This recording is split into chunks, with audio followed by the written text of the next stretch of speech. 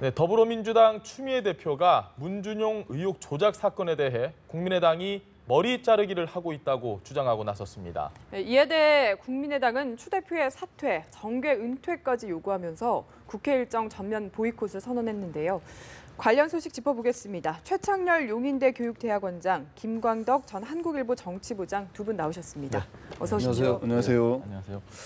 네, 어제 추 대표가 했던 발언을 두고 참 많은 논란이 좀 되고 있는데 일단 국민의당 측에서도 상당히 거세게 반발을 했습니다. 관련 이야기를 한번 들어보고 그리고 대담을 나눠보도록 하겠습니다. 진상조사라고 그 당 자체적으로 했는데 결과는 이유미 씨 단독 범행이라 이렇게 꼬리 자르기를 했지만 그런데 그 당의 그 선대위원장이었던 박지원 전 대표 또 후보였던 안철수 전 의원께서 몰랐다 하는 것은 머리 자르기이죠. 또 주권자인 국민을 속인 그런 집단적인 범죄 행위 아닙니까? 범죄 행위 자체는 집단적인데 그 결과는 단독 범행이다. 앞뒤가 안 맞지 않습니까?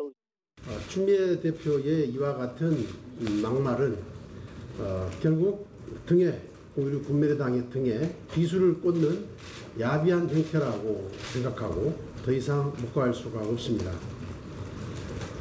민주당과 추미애 대표가 사퇴, 사과 등 납득할 만한 조치가 없다면 우리는 오늘 이후 국회 일정에 협조할 수 없다는 말씀을 드립니다.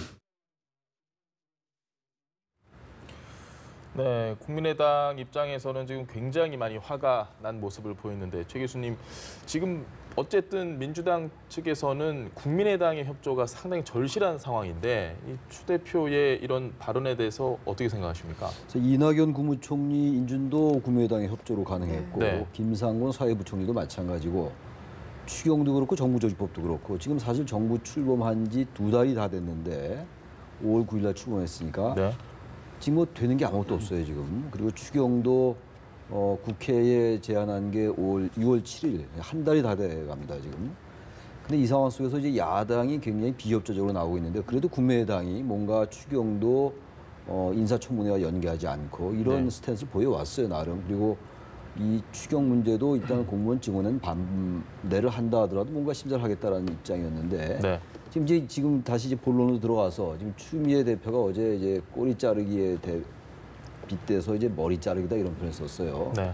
국민의당은 무슨 뭐 단두대 설치하는 거냐 뭐 이런 얘기도 나오고 그러다 보니까 이 국회 일정이 완전히 이제 그 올스톱되는 이런 상황이 왔어요. 그러니까 이 역에 대해서 잘잘못을 떠나서 일단 추미애 대표의 발언이 일단 수위가 높아요. 그리고 네. 되게 머리 자르기란 말은 잘 안 하잖아요. 우리가 꼬리 자르기란 말은 많이 해요. 깃털, 뭐 몸통 이런 얘기 정치권에서 흔히들 하는 얘기니까 네. 그냥 관용어로 우리가 남길 수 있다 하더라도 머리 자르기란 말은 대단히 생소하고 또 어떻게 들으면은 섬뜩하기도 하고 그러니까 국민의당은 당연히 반발하는 거죠.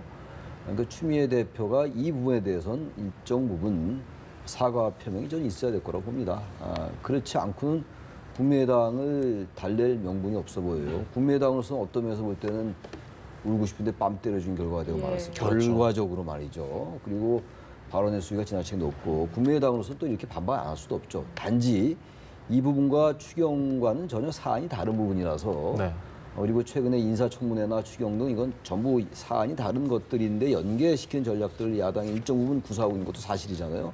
그런 태도들은 바람직하지 않으나 우리 한국 정치 현실에서 볼 때 이런 부분들이 완전 연계가 안 되기도 또 어려운 것도 현실이란 말이죠. 그래서 네. 어쨌든 이 부분 때문에 지금 우리 국회가 아무 일도 못하고 있는 격이 되고 말았는데 다시 국회가 여야관계가 더 급냉하고 냉각되는 건 바람직하지 않아요. 알겠습니다. 역시 추미애 대표가 이 고리를 풀어야 된다고 생각합니다. 네.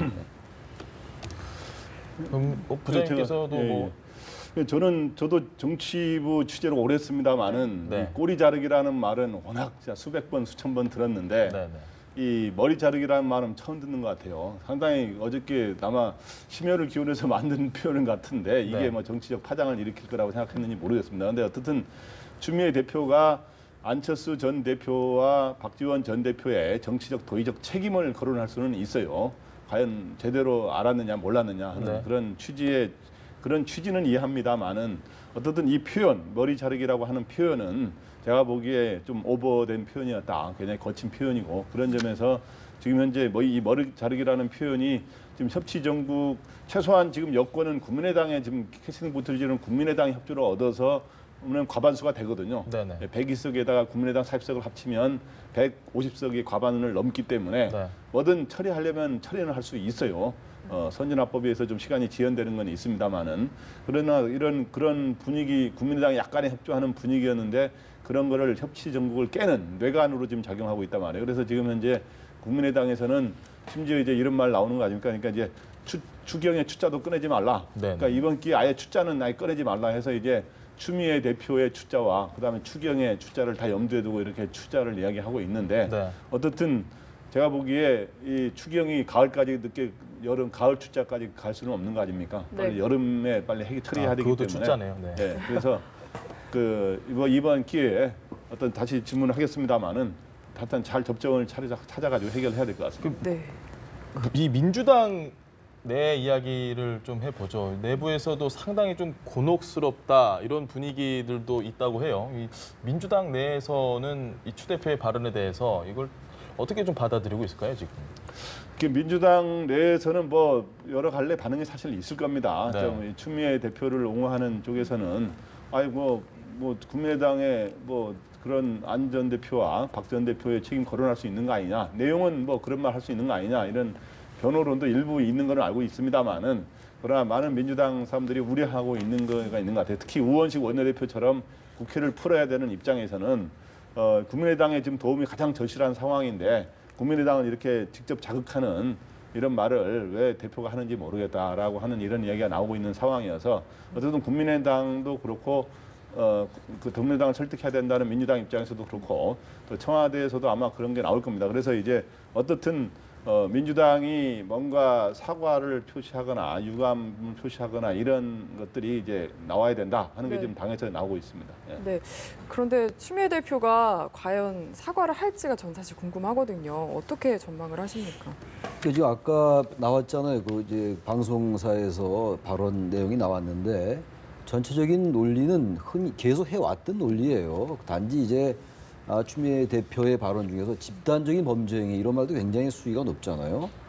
꼭 이렇게 표현 안 하더라도 국민의당에게 얼마든지 비판할 수 있다고 보는데 근데 지금 이제 어쨌든 이 머리 자르기란 용어가 주는 그 부적절한 느낌들 그리고 네. 사회 통념상 그런 용어를 잘 안 쓰니까 그것 때문에 반발한 거란 말이에요. 새삼 그 추미애 대표의 논리 전개는 뭐 새삼스러운 것도 아니에요. 뭐 요즘 계속 정치권 내에서 뭐 공방이 있는 논리들이긴 한데 집단적인 범죄라든지 머리 자르기라든지 이런 말에 대해서 그냥 넘어갈 수 없다라는 게 이제 국민의당 입장인데. 말씀 중간에 죄송한데 지금 내용이 이 추미애 대표가 최고위원회에서 한 발언이 조금 전에 그렇습니까? 소식을 들어왔는데 네.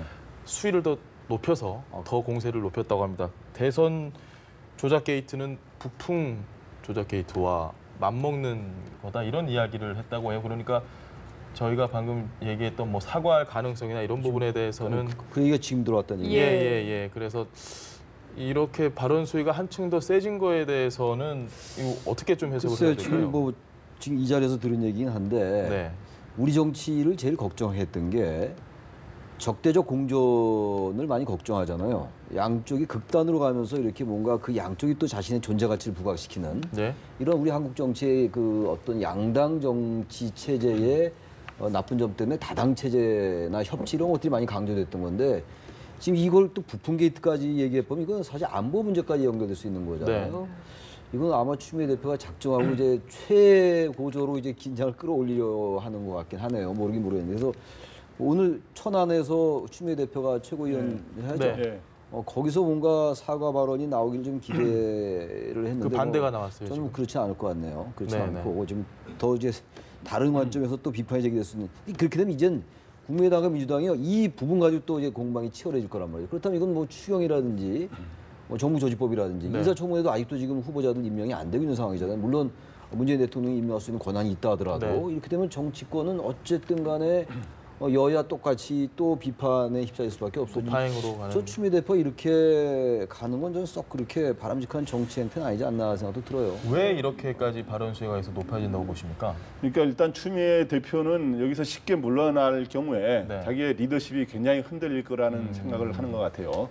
그리고 추미애 대표는 일단 또 원래 스타일이 좀 소신이 굉장히 강하고 네. 그걸 또 뭐 교집이라고 표현하는 사람들도 있는데 소신과 고집이라고 그 사이에 이제 사람에 따라 표현이 다릅니다만은 예. 굉장히 강하기 때문에 쉽게 물러설 스타일은 아니고 또 하나는 추미애 대표도 지금 앞으로 큰 꿈을 갖고 있거든요. 여러 가지 뭐 그동안 거론된 게 뭐 내년에 또 어디 출마해서 지방선거에 출마하고 앞으로 대선도 앞으로 염두에 두고 있는 거 아니냐 이런 얘기도 나오는데 그런 입장에서 쉽게 자기가 말을 거두어 들어주고 사과했을 때 네. 리더십이 흔들린다고 아마 생각하시는 것 같은데 그래서 이렇게 가다 보면 지금 국민의당도 굉장히 어저께 세게 나오지 않았습니까? 추미애 대표의 원래 머리 자르기 발언도 굉장히 2004년 거친 발언입니다만은 그거에 대한 국민의당도 굉장히 강공으로 나왔는데 다시 이제 강공으로 맞서는 이런 식으로 가면 지금은 이제 협치의 제1 파트너로 거론되어 온 국민의당인데 이런 식으로 되면 이 두 당 사이에 소위 치킨 게임이 벌어지는 거죠. 서로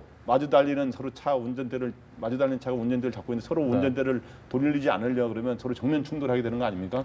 그렇기 때문에 일단 이런 식으로 긴장을 고조시킨 뒤에 어느 정도 시간이 지나면서 이런 식으로 서로 이렇게 조정하는 물러서는 이런 전략을 서로 구사하려는 게 아닌가 이런 생각이 듭니다. 알겠습니다. 네.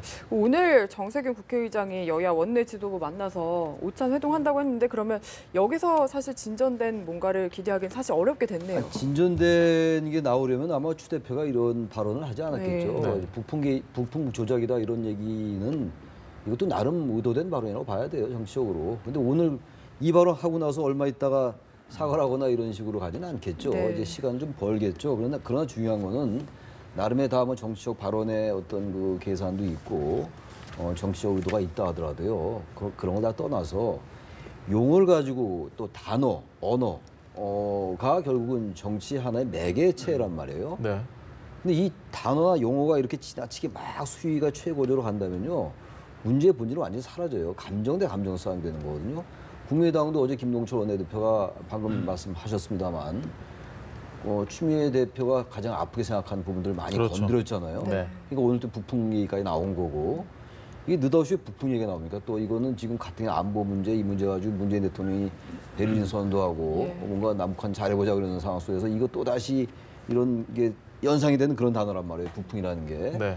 그래서 결국은 우리 정치가 한 발자국도 못 나가고 있는데 뭔가 바뀌어야 될 거 아니에요? 정치 문법이 좀 바뀌어야 돼요. 정치 문법 자체가 하나도 안 바뀌어요. 그러니까 그러다 보니까 이거는 이제 잘잘못 가릴 수가 없는 상황이 되는 거예요. 이제 우리가 흔히 쓰는 이전 투구 네. 이렇게 되는 거고 국민들은 또 정치권 전체를 불신하게 되는 거고 한 발자국도 못 나가는 거고 이런 거는 저는 리더십을 확보하기 위해서 최고적으로 끌어올리는 계산이 있다는 건 저는 잘못된 계산이라고 보고 국민의당도 마찬가지예요. 국민의당도 같이 똑같이 대응한다는 게 또 똑같이 되는 거라서 뭔가 좀 서로 이성을 찾고 지금 추경 문제 빨리 어떻게 해결해야 될 거 아닙니까? 네. 심사도 못 맞습니다. 들어가고 있는데 저는 그래서 양쪽이 다 조금씩 자제할 필요가 있다고 생각합니다. 원래 이 센 발언으로 가장 논란이 됐던 사람이 홍준표 대표지 않습니까? 기존에.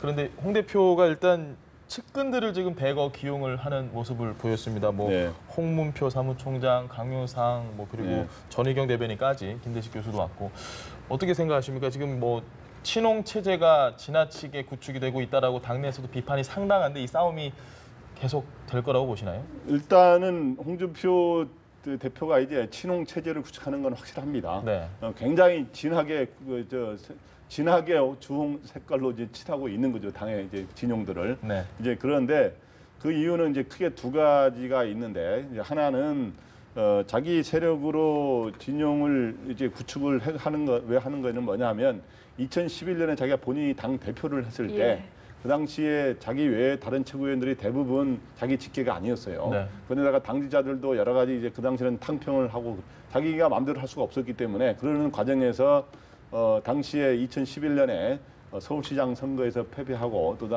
다른 디도스 사건이라는 게 터지면서 네. 바로 한 4, 5개월 만에 대표직에서 물러난 아픈 경험을 갖고 있단 말이에요. 그렇기 때문에 이번에는 다시 그 실패를 답습하지 않으려면 내 세력을 구축해야 된다. 이런 게 하나 있고요. 또 하나는 홍문표 의원을 사무총장에 기용한 거는 네. 사실은 이것도 아이러니예요. 여기에 있다가 바른정당까지 갔다가 다시 돌아온 사람에서 어찌 보면은 이 당에 자유한국당에 계속 있었던 사람 입장에서 보면 정체성이 좀 약한 거 아닙니까? 네. 그런 사람을 당의 살림을 맡는 사무총장을 시킨 거는 아이러니 아니냐 이런 지적도 있는데 이건 뭐냐 하면 바른정당과의 보수 적통 경쟁을 해야 되는 입장에서 네. 아무래도 여기 와 있는 바른정당 사람들을 달래는 것도 있지만 추가로 바른정당에 있는 사람을 현역 의원이 딱 거기 20명 아닙니까? 원내대표단체. 근데 거기서 몇 사람만 이쪽에 다시 자유한국당으로 데려와 버려도 교섭단체가 무너질 수가 있거든요. 그런 것까지 염두에 둔 구상이 아닌가 그런 생각이 듭니다.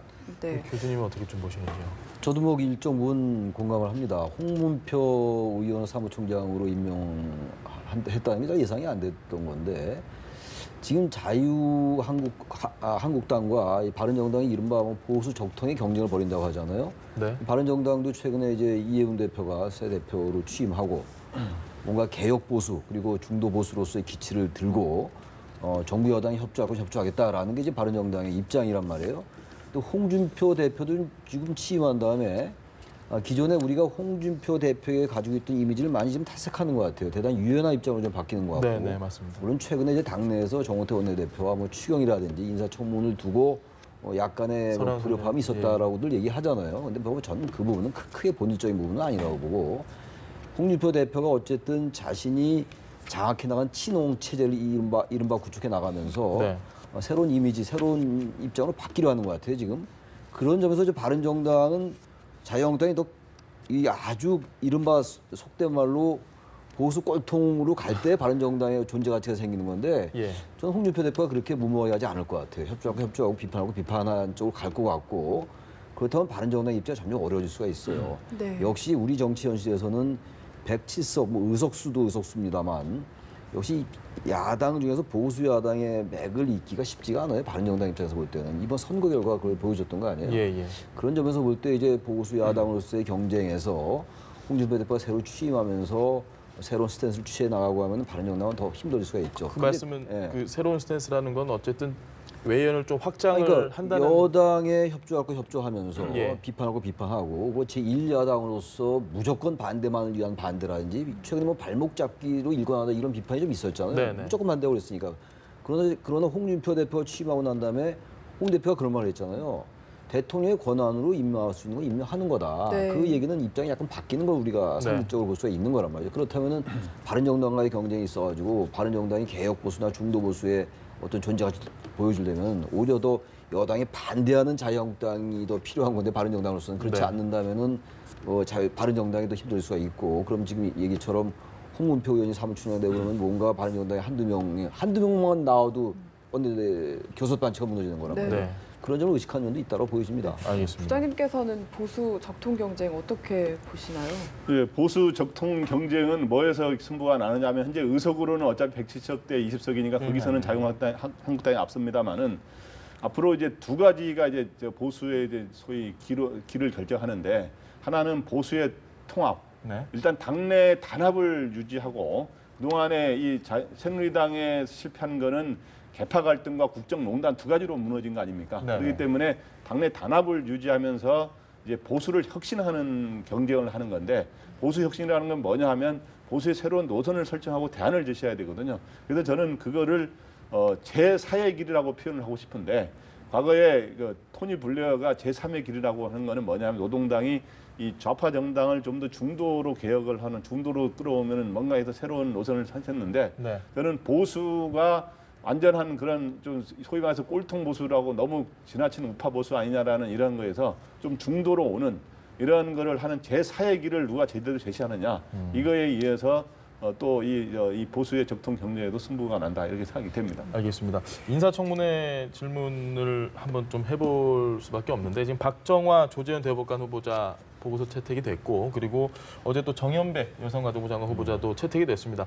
이게 완전 파행으로 갈 것이다라는 예상도 상당히 많았는데 어느 정도 채택이 될 건 되고 지금 뭐 막혀 있는 건 여전히 막혀 있는 상황인데 남아 있는 이 후보자들에 대한 인사청문회가 어떻게 좀 진행이 될 거라고 생각하십니까? 지금 남아 있는 후보가 송영무, 조대엽 네. 후보잖아요. 네. 이 부분은 뭐 야당은 뭐 한결 같아요. 일단 뭐 계속 반대 입장이고 정부는 임명을 하려 하는 것 같고 재송부 요청을 보낸 걸로 봐서는 10일까지 보냈으니까 오늘이 7일이니까 며칠 안 남았잖아요. 네.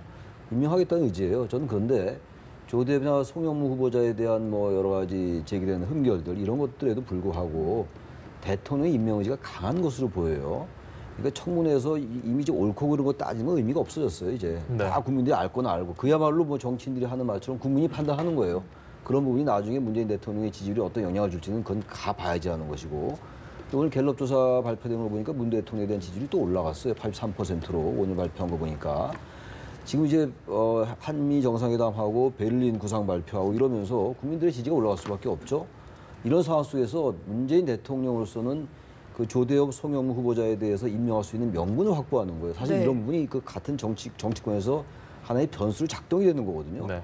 지지율이 높고 그리고 국민들이 여전히 문재인 정부에 대한 기대가 높은 상황 속에서 야당이 반대하고 그 두 후보자에 대한 흠결이 많이 제기됐다 하더라도 좀 임명한다 하더라도 큰 비난에 직면하지 않을 거라는 판단을 할 것 같아요. 네. 그래서 아마 저는 임명할 것 같고 아마 야당도 그 부분에 대해서는 더 이상 계속 일관되게 그 부분과 추경을 연계시키는 게 아마 한계가 있을 거예요. 아마 여권의 그러한 입장에 대해서 비판도 한계가 있고 특히 아까 말씀들 나왔습니다만 홍준표 대표도 입장이 좀 바뀔 수 있다고 생각하기 때문에 청문회 정국은 그런 쪽으로 마무리되지 않을 거라고 예상을 해봅니다. 네. 결국 남아있는 건 이제 추경과 정부조직법에 정부조직법으로 대한 가야 되겠죠. 내용이고. 네. 네. 그 아까 저희가 이 추미애 대표의 이야기, 새로운 이야기가 나왔다고 했는데 자, 또 한 번 그 국민의당을 정면으로 비판을 했던 그 이야기 직접 한번 들어보시겠습니다. 국민의당의 대선 조작 게이트는 이런 일찍이 북풍 조작에 버금가는 것입니다. 이런 네거티브 조작의 속성이나 특징은 관련자가 직접 나서지 않고 방패막이를 먼저 세운다는 것입니다. 조작이 아닌 진실에 대한 확신이 있었다면 직접 나섰을 것입니다. 박지원 선대위원장은 죄를 죄로 덮기 위해서 직접 박지원 선대위원장 명의로 3대당 더불어민주당 대표인 저를 직접 나서서 고발까지 했던 것입니다. 이런 전 과정을 보더라도 미필적 고의에 의한 형사 책임은 반드시 수사가 되어야 하고 책임을 져야 할 것으로 보입니다. 네, 조금 전에 들어왔던 화면입니다. 어제에 이어서 오늘 발언수를 더욱더 높인 추미애 대표의 발언까지 함께 들어봤습니다. 두 분 말씀 여기까지 듣도록 하겠습니다. 네, 감사합니다. 고맙습니다. 네, 감사합니다.